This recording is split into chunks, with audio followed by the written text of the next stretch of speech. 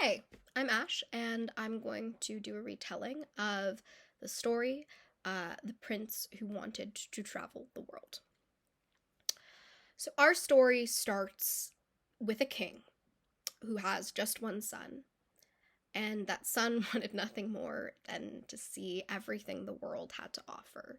He had the travel bug. He begged and begged the king, please let me see all there is for the world to offer. And eventually, the king either saw his perspective or got really annoyed because he lets him go. So the prince is ecstatic and he packs his bags and all of his daddy's money and he goes off to start to travel. And for the first few weeks, nothing exciting happens. It's a little bit like being, stuck in air transit until he comes across a tavern and he meets an interesting person, like if we're lucky to, many of us probably meet on our travels, and they share bread and wine and the start of a good conversation until that conversation turns to cards. And the prince says, I've never played cards. And the gentleman says, really? You wanna?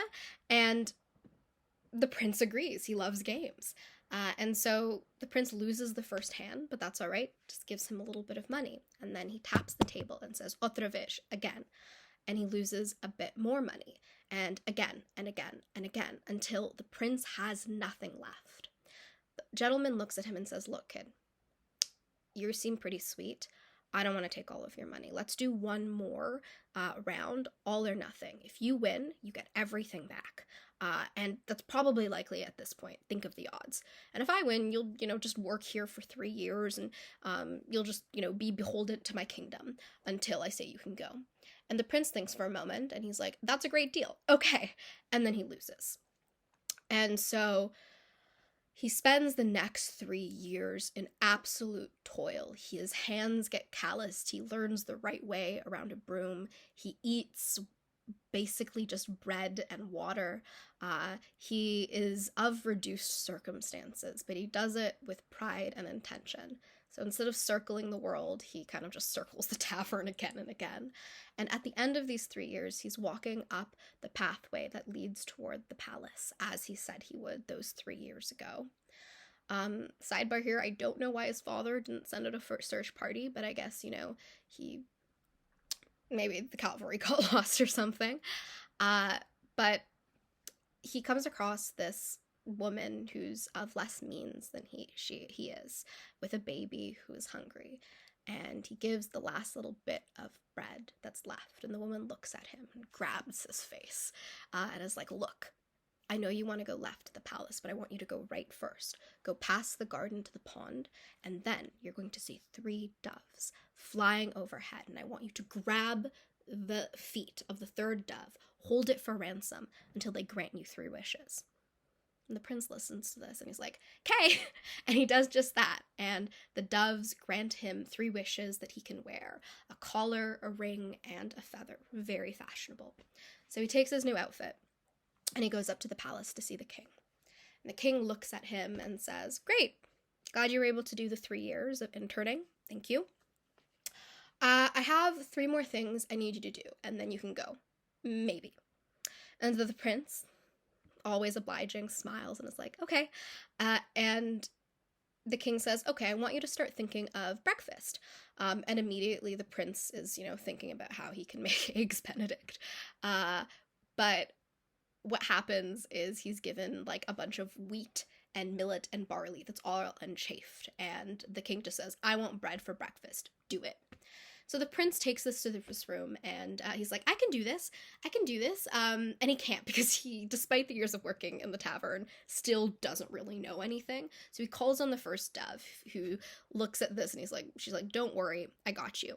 The prince gets to sleep for a good, for probably the first time in his life, or at least his new life since he started to live, this reduced circumstance. Wakes up, gives the king the bread in the morning. The king is pretty impressed, but he says, all right, great, smart guy like you, love this, tastes amazing. This is all pre-gluten allergies, by the way. Now, the next thing I'm wondering that you can do is, my eldest daughter is so forgetful. Can you please help her find her ring? And so the prince is like, yeah, I mean, I could probably help her find a lost ring. And the king says, great, it's at the bottom of the ocean. Off you go. And the prince is pacing his room that night, back and forth, wondering how he's going to get out of this. He wanted to see the world, but now he'll spend his life looking at the ocean. And the next dove comes in and says, look, I want you to follow Dawn to the ocean and get into a boat. I'll explain what we'll do next. The prince does just that. They go out into the water so far you can't see the land anymore. And then the dove starts to speak. It says, I want you to slit my neck and throw my head into the ocean. And once you do that, I'll be able to find the ring for you. And the prince, no questions asked, just slits the neck of this animal and throws it into the water, like, plop. And then suddenly there's this beautiful young woman who comes emerging out of the water with the ring and gives wordlessly the ring to him. Then she disappears, and he's like, that's weird.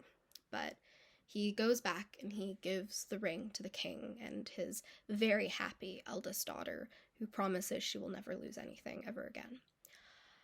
And then the king says, I know that your kingdom is famed for its horses and its excellent equestrians, so I have a very difficult horse I need you to manage. You'll do this for me in the morning at the festival.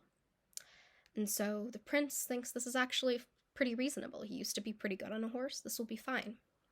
And that night, he's visited by the same woman who he saw out on the lake, the most beautiful woman he had ever seen, or, beautiful to him. And she says, okay, I gotta be honest with you, my family, we're all shapeshifters. You don't know this, but our fathers have beef, and my father wants you dead.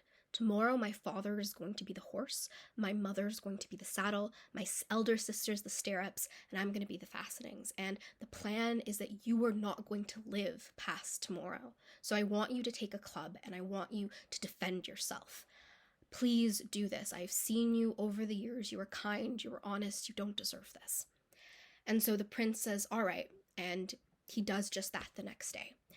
And he comes back up to the palace, everyone's clapping, he's been able to tame what seemed untamable. And the king and all of the sort of nobility are, like, hurt and, achy. And, the youngest daughter is fine, but everyone else is pretty beaten up. And, the king's like, good job. And the prince says, anyone could ride the horse now. I've done it.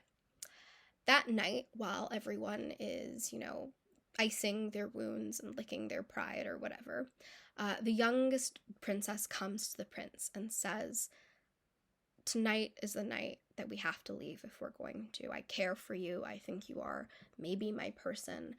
My family, we're shapeshifters. They're going to be able to catch us if we don't leave today. And so the prince is like, awesome, let's do it. And so he goes down to try and get some horses from the stables for them to make their mistake. And he's absolutely jazzed. He gets both, like, a new horse and a magical wife, which is a pretty good deal, I think, for that many years of hard labor. And so they get ready to escape.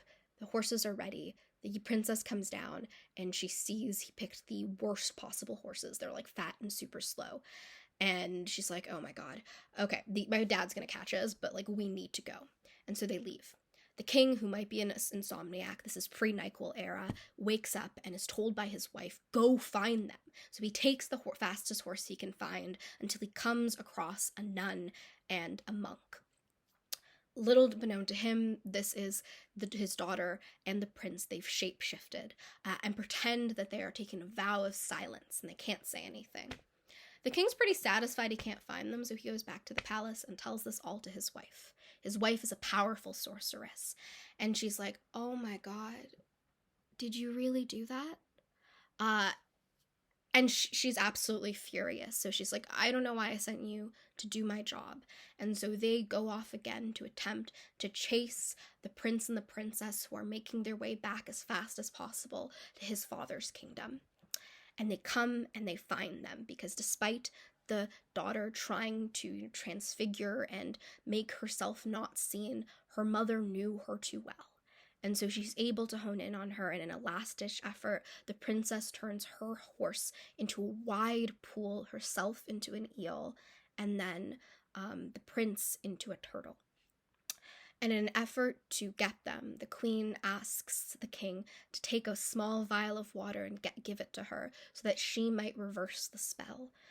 But she's bested, and the turtle breaks the bottle, and in her resentment, she says, fine, you can leave, but he's not going to remember you the moment he gets home.